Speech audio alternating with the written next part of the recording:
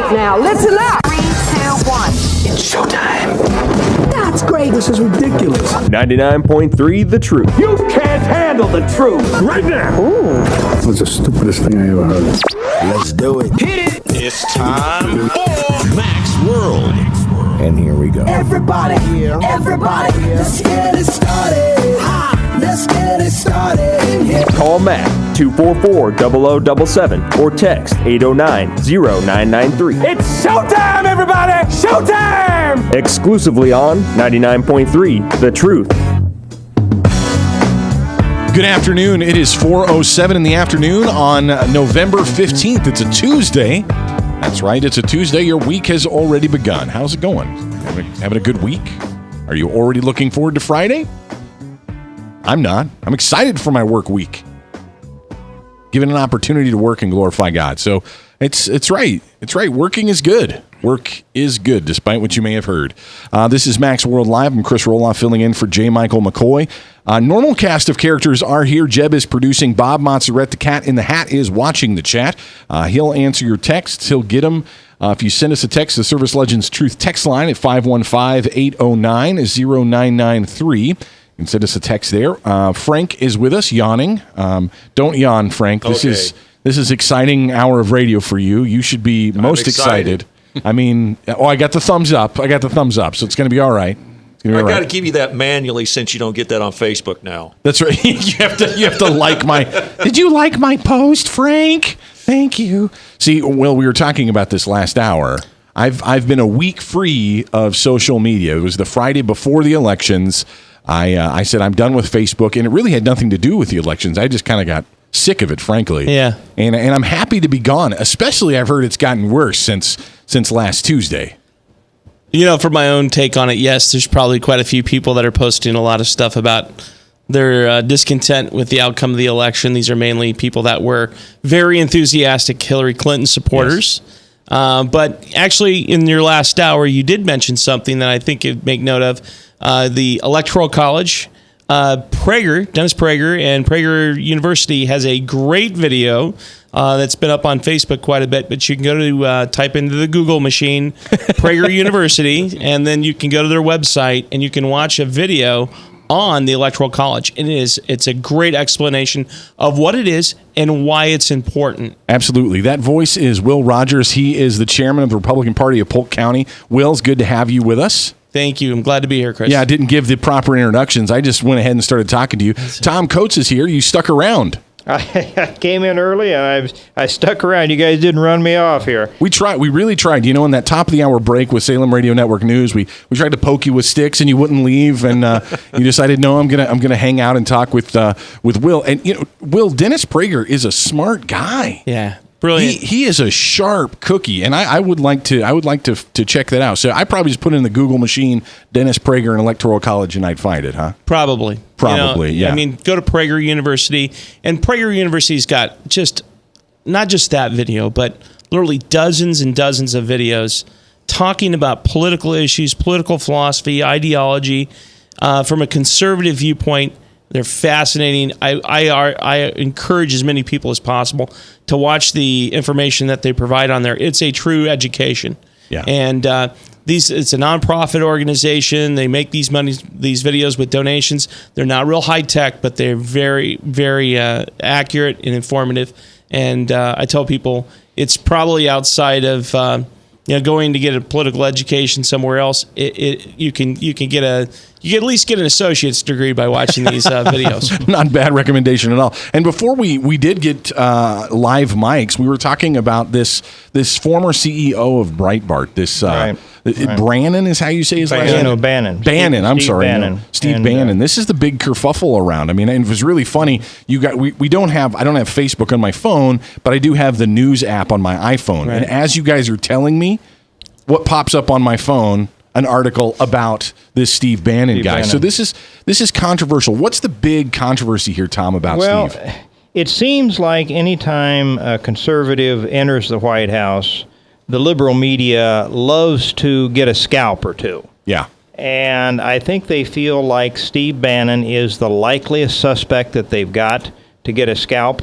He was the former CEO of Breitbart News. Many of your listeners may recognize the name Breitbart News, been a source for conservative news generation for quite a while. He was also very involved during the campaign, and Trump has shown that he's very loyal to people that were loyal to him. And Steve Bannon was loyal. By the accounts that I see, this is a witch hunt. We had one with Hillary, and ding dong, the witch is dead. We found one. This is a witch hunt with no witch at the end of the stick. Will, I want to throw it over to you. What do you think? You know a little bit about Steve Bannon, and I want to get your thoughts on this. So for the listeners on this, I want you to make sure you understand what the criticism is and then what the facts are. So right now, the major criticism that you're hearing from a lot of the left-leaning groups that are out there is that that Steve Bannon is an anti-Semite, that he's in one of the alt-right community, that he's endeared himself to the KKK and all these other groups that are wacko groups. Okay, right. So now here's what the facts are. Okay, they're attributing a quote from his wife that occurred during a divorce proceeding. That she said that in the divorce proceeding, somehow she had said, well, my husband said he doesn't want their children to go to a school with Jews. Okay. That was the comment she attributed to him. Okay. Now, subsequently, they're also attributing other articles that might have appeared on Breitbart. One of them, in fact, mentioned Bill Kristol, who was a holdout, a never-Trumper, and it said something about Bill Kristol and the fact that he was being radical and was radical Jew. Okay, that article was actually authored by David Horowitz, and David Horowitz actually has an article today up on Breitbart explaining this fallacy of the left that Steve Bannon is an anti-Semite.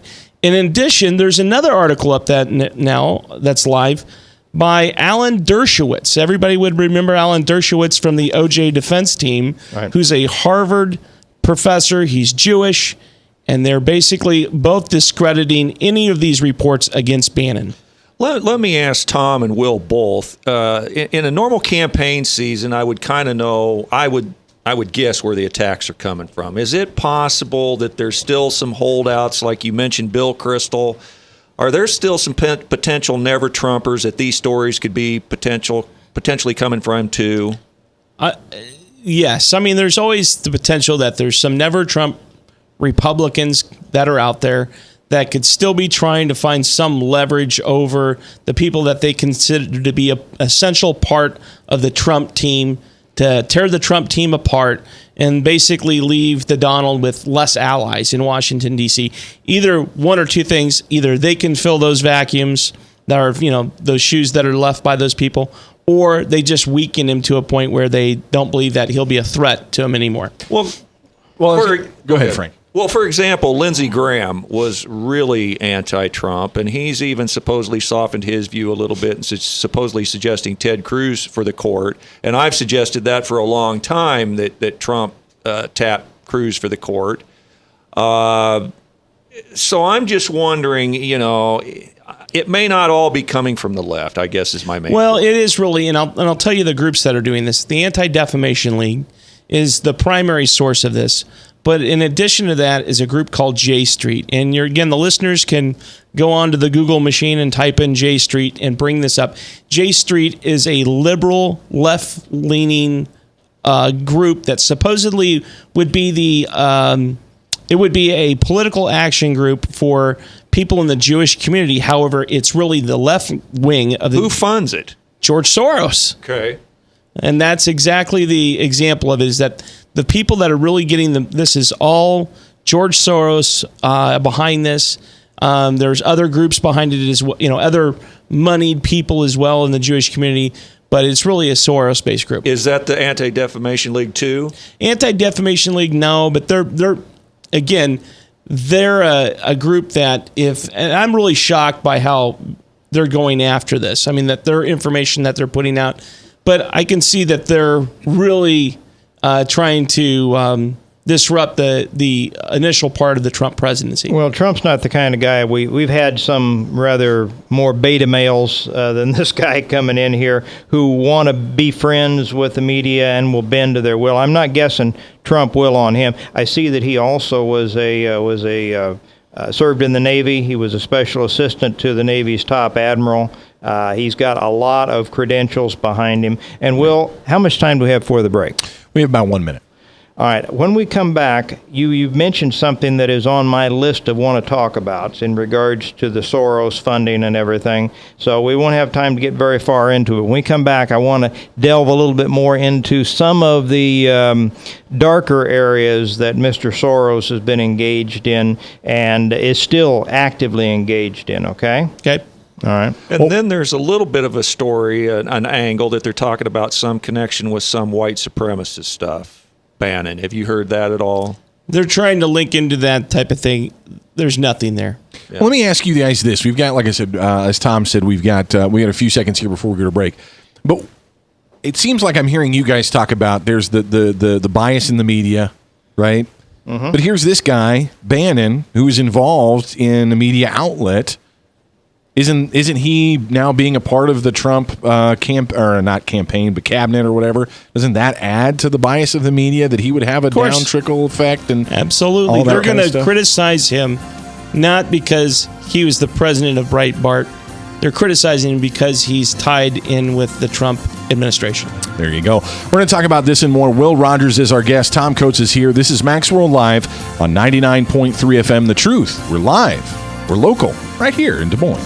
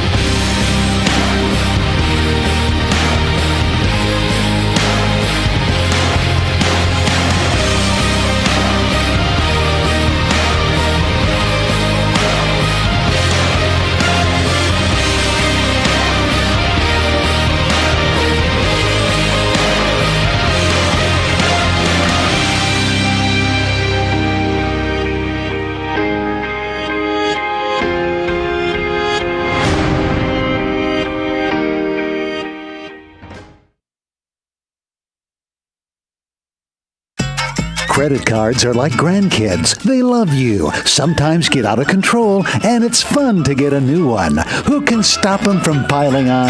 Hi, I'm Tom Coates with Consumer Credit of Des Moines.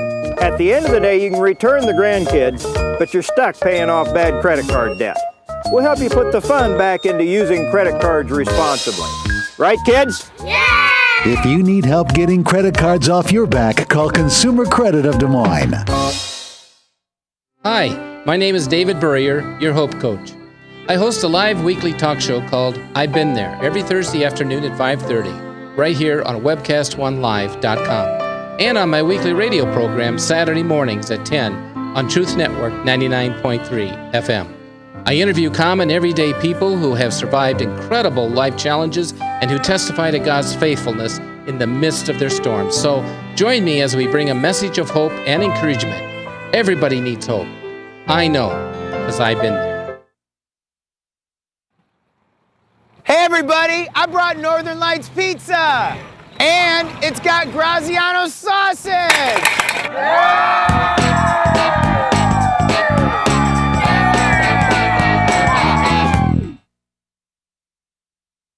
Rock and Prevention is celebrating 25 years of creating a caring community. We want to say thank you to the tens of thousands of Rock High School mentors that have carried our message of health, love, and encouragement to over 1.5 million children, teachers, and parents. Our mentors teach children methods and skills to prevent bullying and drug use. Thank you to all the school administrators, teachers, and counselors for their opportunity to serve you. Rock on, fair citizens. Rock on. This is Pat McManus for Rock and Prevention, the Richard O. Jacobson Foundation, and this station. From the RE/MAX Real Estate Concept Studios, this is Webcast One Live. From the RE/MAX Real Estate Concept Studios, this is Webcast One Live. Good afternoon. It is 4:21. It's a Tuesday, November 15th. This is Max World Live. Chris Roloff filling in for Mac, but really, this is a special edition, the Tom Coates, Tom's World. I'll let you guys kind of go back with it. The regular cast of characters are here. Our phone lines are open at 515-244-0077. They're always open. If you wonder, can I call in and participate in the conversation? The answer is yes. You can call in at 515-244-0077, or you can send us a text at 515-809-0993. I'd like to, guys, at some point, we talked about this before we got on the air in the first hour. I'd like to talk about Iowa a little bit before we're done. Yeah, that's on my list of, we want to talk about that too. But you guys were talking about we want to wrap Brandon. up this Bannon discussion. Off the air, Will, you gave a good summation on why Trump would not at all be predisposed to this if he were what the liberal media is claiming he is. Exactly. I mean, here's at the end of the day, Donald Trump's daughter, Ivanka, is Jewish, okay? She's married to a Jewish, her husband's Jewish. Her children are Jewish. So Donald Trump's grandkids are Jewish. Donald Trump has done business in the city of New York his entire lifetime, which has got the largest population of Jewish people in the world outside of Israel. There is no way that Donald Trump is going to keep anyone around him that is anti-Semitic, that doesn't like Jewish people, okay? Period. Well, and I was thinking about this in the break, guys, and what's really frustrating about this to me is how many people were heartbroken when Hillary Clinton didn't get elected because their fear was the United States had elected this bigot, this misogynist, this racist, this anti-Semite, all this stuff. The media had hyped this so much that people were genuinely scared. I talked about social media on my Twitter feed the night of the event. A guy that I follow we don't talk about politics. A guy on my Twitter feed said that his 8-year-old daughter said, I don't want this Trump to get elected because he's going to get rid of all my non-white friends. What kind of malarkey is that being forced around? And what's so disgusting about it to me, Will, is here they are doing it again. They're just playing on people's fears. They're riling people up to be afraid.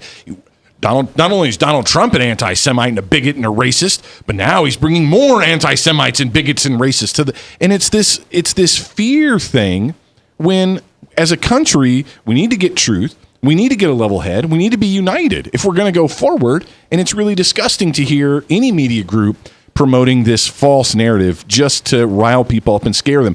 It goes back to the whole bullying thing. This is bullying in a media sense. In other words, you're afraid that Trump is bad. He's bringing even more bad people too.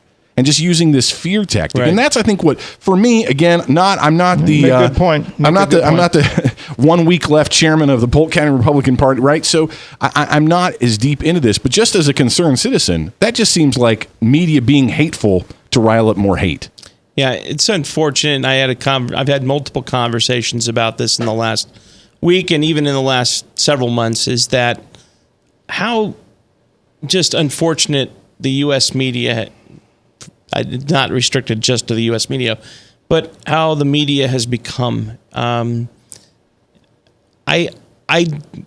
don't know how we're going to go about fixing it yet. That's something that I'm going to have a lot of conversations with a lot of people moving forward. But we've got to understand it's a very powerful institution. It's the fourth estate. And if we don't figure out a way to rein in some of this, it will truly disrupt the country in a big way. We went to a new level this time, Will, because we had the media itself was not even denying. They used to at least create a facade that they were objective. They didn't even deny it this time. They said, well, we've weighed and measured and balanced Donald Trump, and he would be bad for the country, so it's our duty to do all we can to take him down. Now, part of the narrative, guys, also was that during the debates, they clung to a comment very quickly from Donald Trump whether he would accept the will of the public at the election, because they assumed he was going down and they didn't want any trouble, and so they said, well, he's terrible. He would not accept the will of the public if they vote in Hillary Clinton, and he never said that. But the irony is, and this will lead us to the point I want to make, the next point about George Soros.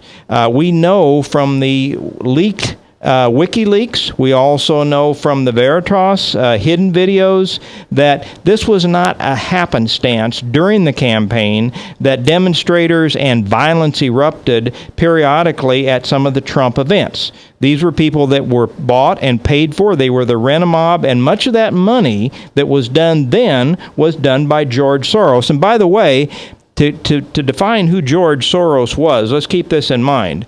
In his teen years, he changed his name. He was a German Jew, and he actually then started working with the SS to ferret out some of the Jews in hiding and sent them to the death camps.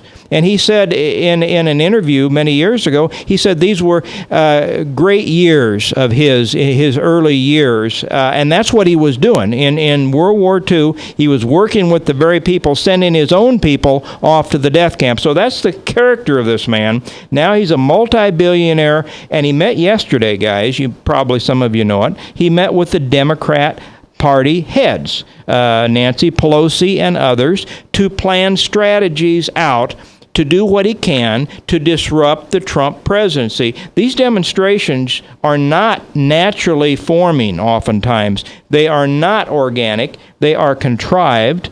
Some of the ads have paid up to $1,500 a week for people that are willing to help organize these things that are going on all over the country that the media wants to act are just people that are so distraught they can't stand it, and yet they're paying organizers, guys, and Will, to step in there, much as they did during the campaign, and they're still in a campaign mode. Will, your thoughts on that? Well, Frank, I wanted to make sure. Frank's got a thought, I think, on this. Just two quick things. To address Tom's point, there was a meme on Facebook that says people are being paid to protest Trump. He's creating jobs already. There you go. Now, that's funny. I like that. I like that. But it just smacks of hypocrisy that this stuff was supposedly accused of what the Trump voters were going to do when Trump lost. That's what. Yeah, exactly. Exactly. Yeah. But come back around to George Soros. I mean, and the Democrat Party, which, guys, the Democrat Party has been beaten down. They and their policies, and now Barack Obama supposedly holds a 53% approval rating in the country. But if you ask them specifically about his policies, right, you go into the Iranian deal and the payments he's made to Iran, the nuclear path that they're on, the open borders, the Obamacare, the economy, and these increasing regulations that are choking out our economy. They don't like it, and that's repudiated them, and whether they really like Barack Obama personally is not a matter that I care that much about speculating on, but they clearly repudiated his agenda, and Iowa's a good example. We're going to talk about that before the show is off. We not only gained the governorship, the House, now we've gotten the Senate. We want to talk about that, but that's happening all over the country. Governorships, houses, representatives, they have repudiated this agenda. Absolutely. Well, he hung it around her neck. He said, I'm not on the ballot, but my agenda is. Mm-hmm. So he hung that like an albatross around her neck, I think, to intentionally drown her, because I'm not convinced Bill Clinton or Barack Obama wanted her to be president, either one of them. Well, it's interesting speculation. He certainly does not today want to admit that his agenda was on the ballot. He wants to blame her and other factors because for it. I think this is the excuse for Elizabeth Warren and Bernie Sanders to push the Democratic Party even further left. If that's possible. Will? You're listening to Max World Live on 99.3 FM The Truth. What do you think about anything Tom just said or what Frank just said? We want to hear from you at 515-244-0077. It's your voice we want to hear. Join us in this conversation, or you can send us a text, the Service Legends Truth text line at 515-809-0993. Bob, do we have any texts so far? No, but Will Rogers is our guest. Will, what do you think about all this? Well, look, I mean, at the end of the day, I know there's people that listen to all the commercials. They read all the things on Facebook. They read all the Huffington Post articles and all the different things. And they worked themselves into the position where they believe Donald Trump to be the Antichrist. Right. Okay. And, it's hard for them to fathom that America would vote this way and that he would win and be our president. But he is. Okay. Now, I spent 2008 and 2012 watching what happened when we elected and reelected Barack Obama. Did I go out and protest? No. Did I go out and put nasty Facebook messages out to my friends? No. What I did is I went out and I door knocked and I lit dropped and I made phone calls and I gave money to the candidates in the county party and other, in political institutions. And I went out and did the work that helps elect people to office. And I can just think of this just for a moment, but since the year 2010, we have now, in Iowa, we went from being a bluish purple state to almost an entire red state. Dave Loebsack's the only Democrat on the federal level left in Iowa. And we now control the House and the Senate in Iowa, not by slim margins either. I mean, it is big margins in both bodies. And that's a reaction by the electorate, but it's also representative of all the work that's been done by the Republican Party and our candidates. And so I just think, if you're upset, great, go ahead and protest all you want. It's not going to help your cause. So you're saying don't go out there and actually do the hard work. Yeah. So you're saying to them, we should pass medical marijuana or something like that, so they can just get high and lose track of time. So you're basically saying to them, get off your butts and go out and work. Well, that's what I did, and that's what a lot of other Republicans did. Yeah, absolutely. So Will, here we are. We have Republicans have the majority here in Iowa. You've got the ball. It's all yours. What are we going to do with it? Well, there's a lot of things that the Republicans are probably going to look at doing this year at the State House. Tax reform I'm just going to go down the list. Tax reform, water quality. We're going to look at a number of social issues. We're going to look at, obviously, I think a lot of other, I'm going to say just a lot of business reforms and job stimulation that will go on that doesn't require government spending. But a lot of things that are going to help out small businesses that'll help stimulate spending. There's just a whole plethora of issues that we're getting through in the Iowa House, but ending up on Mike Gronstall's desk in the Senate and just died. Well, and that's what I've heard. And again, I'm new to this whole thing, but that's, for a long time, the excuse has always been, well, we got into the Senate, but then Gronstall knocked it down. So Gronstall's gone now. Yep. So, we can be hopeful, and there's a lot of pro-life people that have a lot of hopes and dreams for things like that. Governor Terry Branstad said that he was going to move to defund Planned Parenthood here in the state of Iowa. Do we think we can get something like that done? I think it's, I don't want to say a certainty. I think it's a good chance that that's going to happen. Well, I think there are a lot of people who will be excited about that. Obama takes office January the 20th. When does the State House people actually take office, and when do the Congress people in the federal? The exact date, I believe, in January. It's the second Monday in January that the State House will be back in session. So those will be the dates that those new lawmakers will be sworn in, and that's when they'll start up the session. The first week of session, I will just tell you, typically is a lot of ceremony. Then they get into the real work and they get into the week real after. Work. Well, the Republican Party now has control of the House and the Senate here in Iowa. What are they going to do with it? Let's talk about that next, right here on 99.3 FM, The Truth. Northern Lights Pizza's amazing garlic butter makes amazing breadsticks. Now available in 12-ounce bottles at Northern Lights, Hy-Vee, and Graziano's. Northern Lights Pizza. I'm Brian Leach, owner of Service Legends, and my position is Chief Talent Officer. I'm Nicholas Wonderscheid. I am Bernie Homs. And I'm the Service Manager. Marketing Director and Client Relations Manager. Everything that we do is about ensuring that we exceed your expectations. Our clients are important to us. 100% satisfaction. We're not just focused on heating and cooling. That's the easiest part of our job, actually, is fixing furnaces and air conditioners. Everyone that we come in touch with, we want to improve lives. Bottom line is, we've got our installation guarantees, 25% energy savings guarantee, comfort guarantee, temperature selection guarantee, property protection guarantee. 100% satisfaction guaranteed. Fixed rate or it's free. All of those guarantees are backed up with a 100% money back guarantee to hold ourselves accountable to making sure that you get what you're after. Just fixing the problem today. If they have another problem 5 days down the road, it's still fixed rate or it's free. We use what's called straightforward pricing. Our technicians are going to give you an exact to-the-penny price on what it's going to take before they move forward with any repair. That way you know what to expect. It's the same price every day.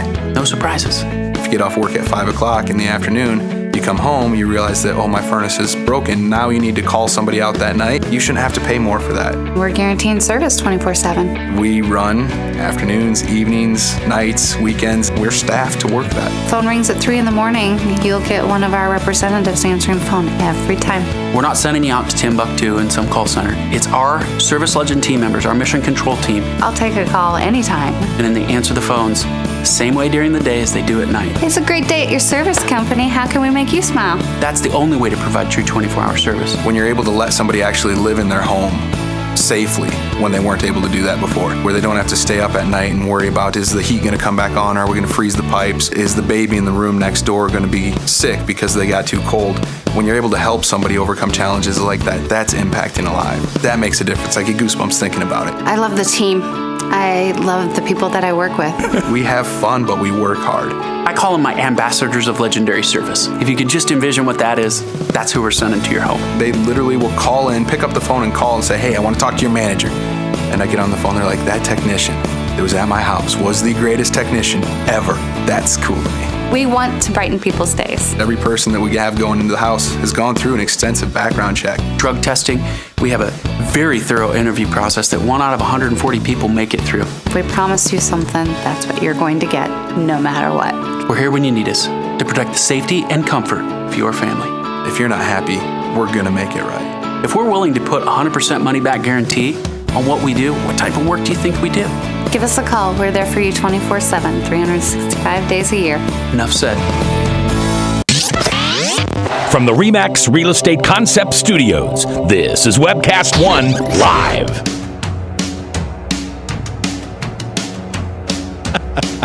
Live radio, it's good stuff. 4:38 in the afternoon. It's almost quitting time for you. Thanks for listening to 99.3 FM The Truth. We're live and local right here in Des Moines. This is your radio station. You know, not a lot of people talking about this right now in the Des Moines metro area, but here it is.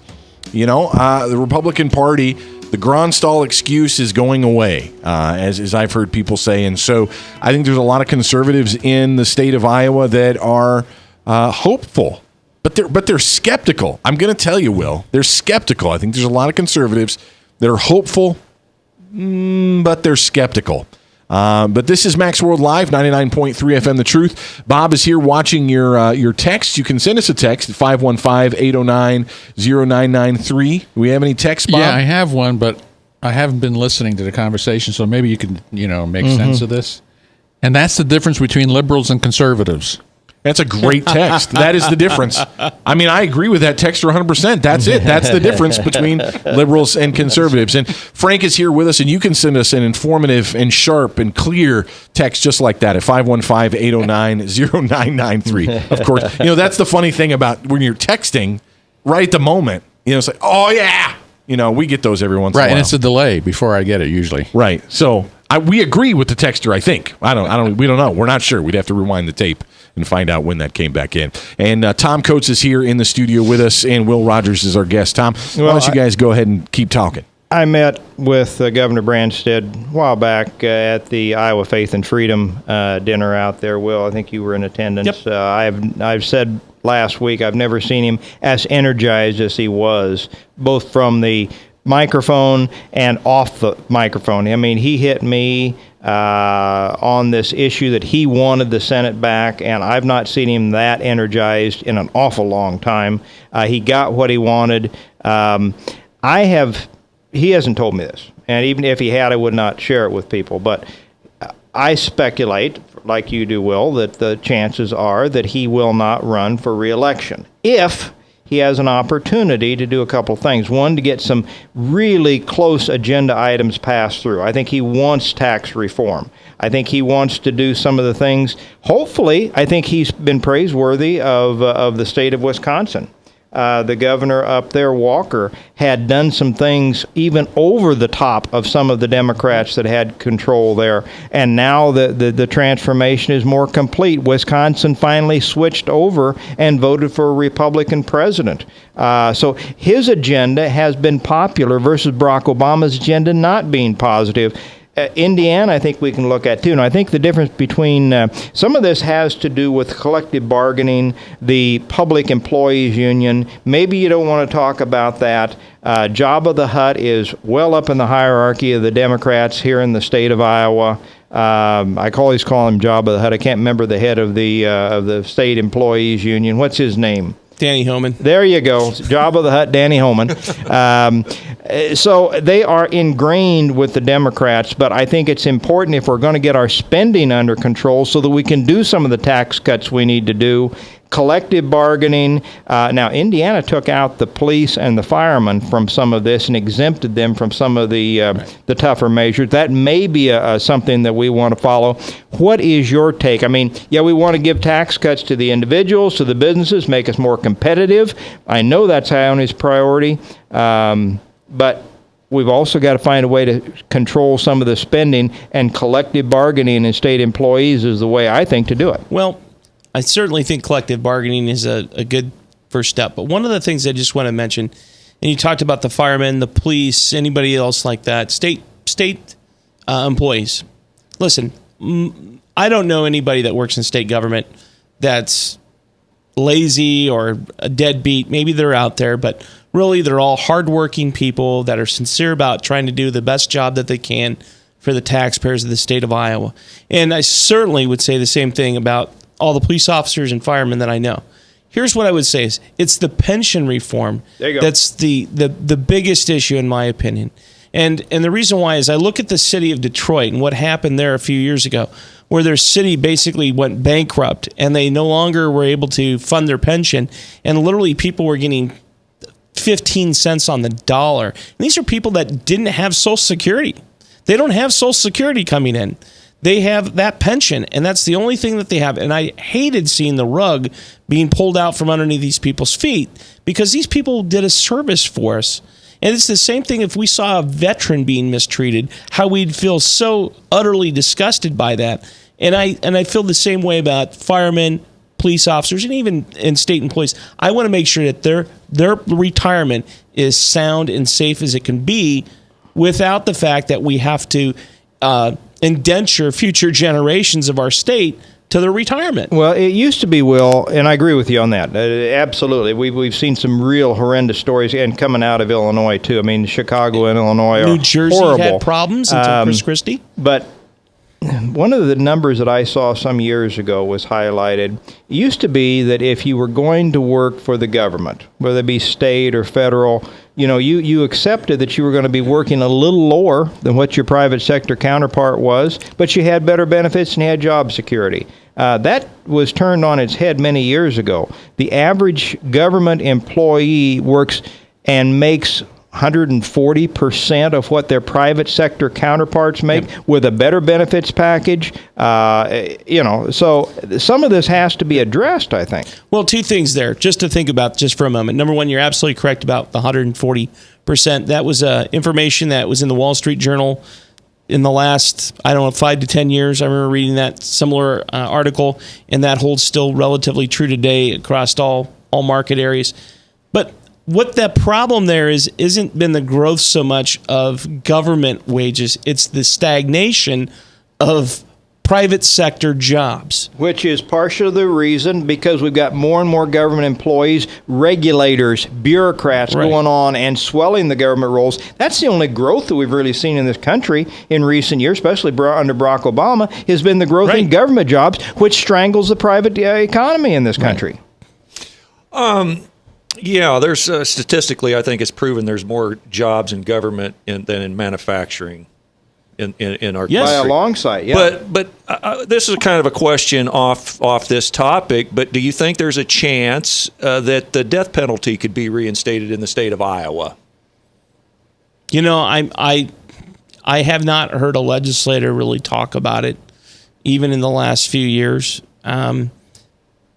It's always in the realm of possibilities, but it's not something that I've seen a lot of legislative initiative on the last decade even. Is it something could be done now that they have the majorities?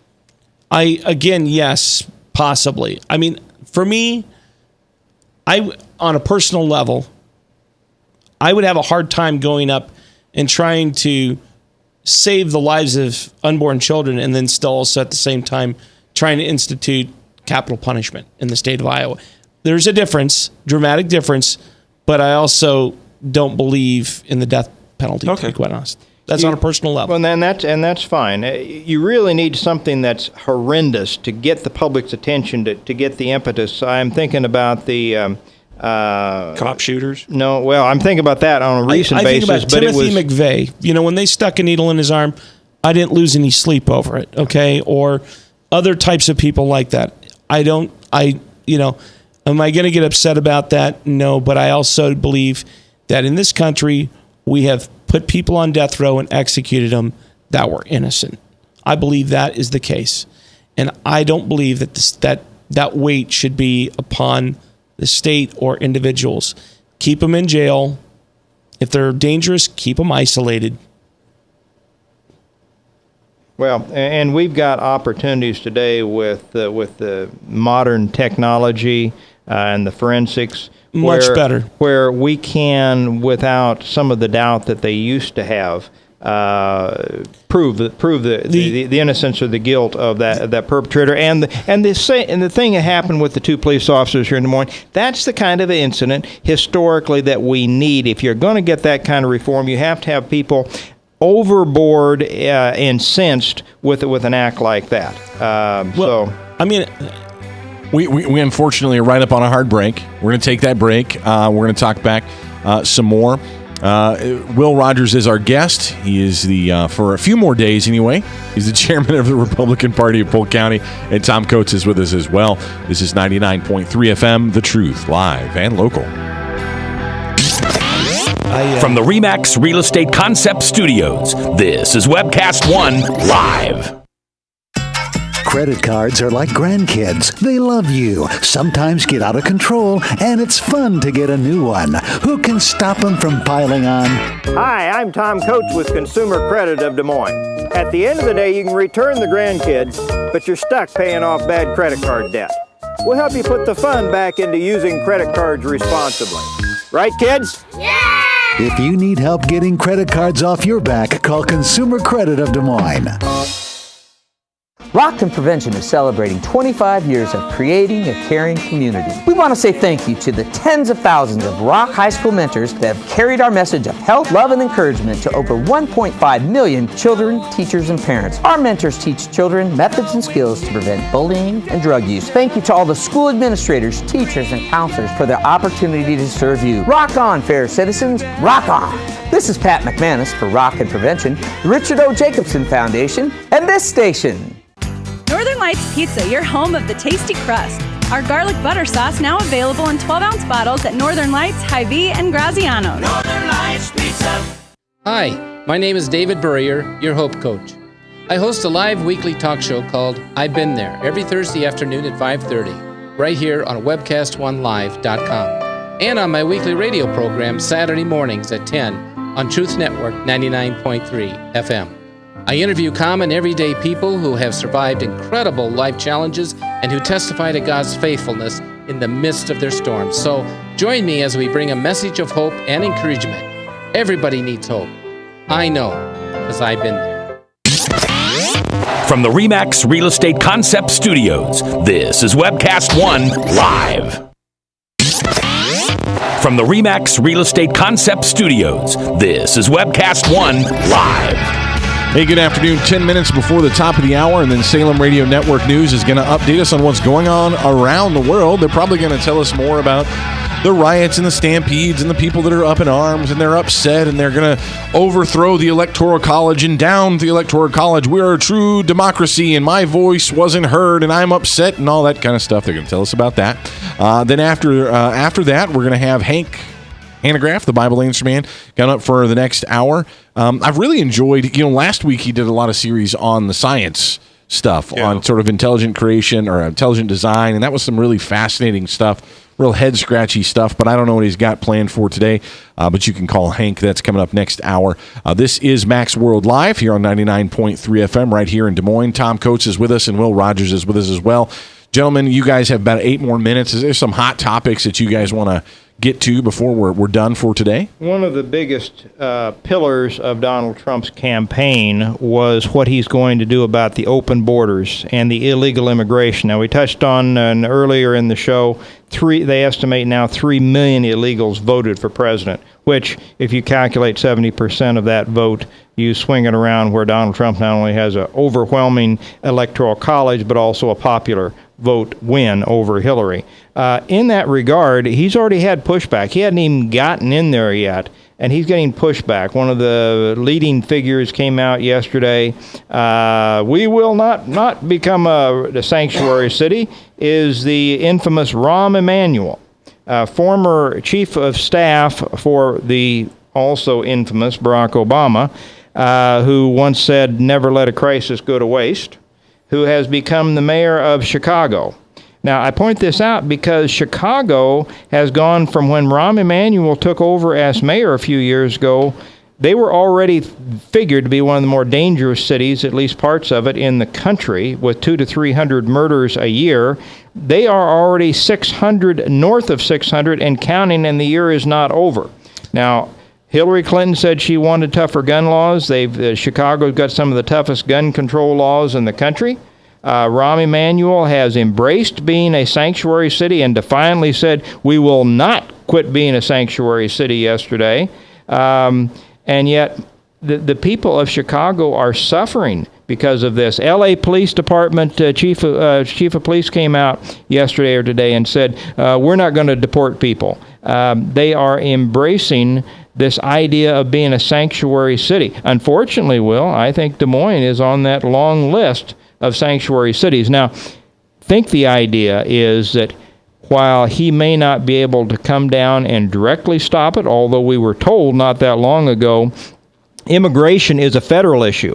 You states like Arizona that want to do something about immigration, you don't have the ability to. That's our venue. Now the feds with state, with the Senate, the House, the presidency, want to do something about immigration. They're saying, no, you can't.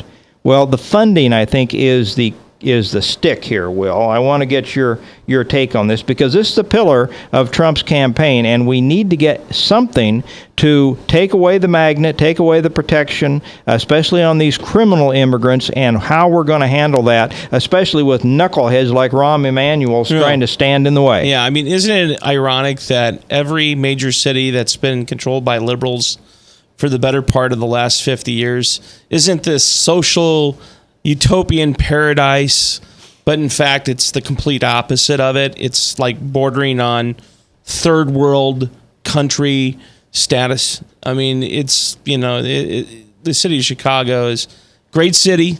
Don't want to beat up on the home of the Chicago Cubs. Thank you, Ricketts family. Good conservative Republicans that finally got the Cubs to win a World Series. But at the same time, 600-700 murders a year. And they also cook the books on all the other crime, though. That's the funny thing, is they don't actually, if it's an attempted murder, it's not attempted murder. It's the next step down. Like Obama called it, assault. Yeah, and they don't report assault crimes anymore. Have either of you heard any anecdotal evidence? Because I think I've heard some stuff on the radio about an influx of immigration since Trump has gotten in because they want to get in before.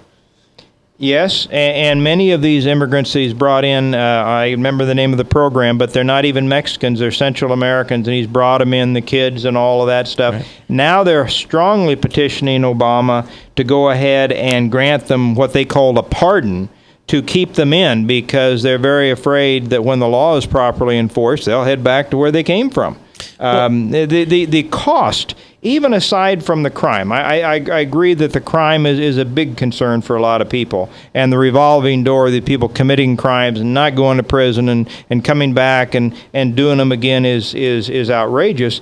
But I've seen some numbers on the individual cost for every person we bring in from Central America or Mexico to integrate them and bring them in and give them many of the social welfare benefits that are only intended for our citizens, and we're giving them to them. The costs are staggering. Yeah, it's, this is, again, liberals have, I have had a number of conversations with friends of mine over the last year or two, longer than that have been, critical of the fact that we would not want to have people either come to this country or that we're sending them back, we're breaking up their families. And trust me, there is a concern with me about if we're being xenophobic or racist, things like that. But also at the same time, I bring up to my friends, I'm like, okay, so there are approximately 5.5 billion people in the world that have a standard of living that's less than that of the average person from Mexico. I'm just using Mexico. And so if those 5.5 billion people all just manage to somehow make their way to the United States, we should keep them out of our passion and our sensitivity and culture. No, our immigration policies should make sense for the fact that we want to have people come to this country to better the country.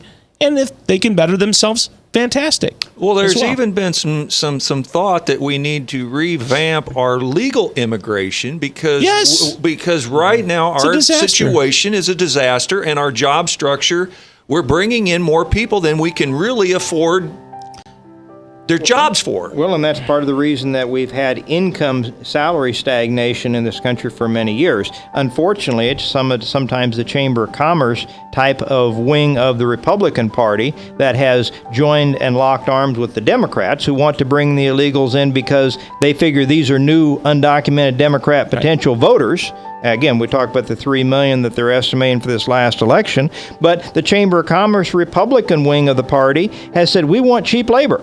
And when you get the cheap labor, you are not allowing natural wages to go up for the citizens. That's another cost that's not even oftentimes mentioned. I want to just think about this for a moment, and it involves people like you hear all the time, people won't want to do that job. Well, they don't want to do that job for the pay that they're giving. A good example of this was the meatpacking industry.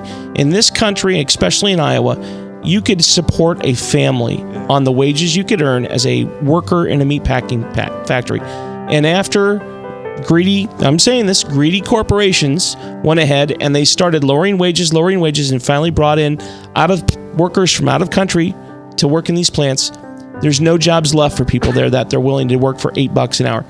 And at the end of the day, my steak didn't get any cheaper. Quick question. That's absolutely true. Frank, we're out of time, buddy. Pardons. Hey, we're out of time. Will Rogers. Thank you. Thank you so much, bud. This is your last week as a chairman of, is that right? Yes, last week. Next week is our elections for the county party. Very good. Thank you so much for serving the Republican Party of Polk County. 4 years as chair, 2 years as co-chair, and 18 months as executive director. It's time for someone else to step up.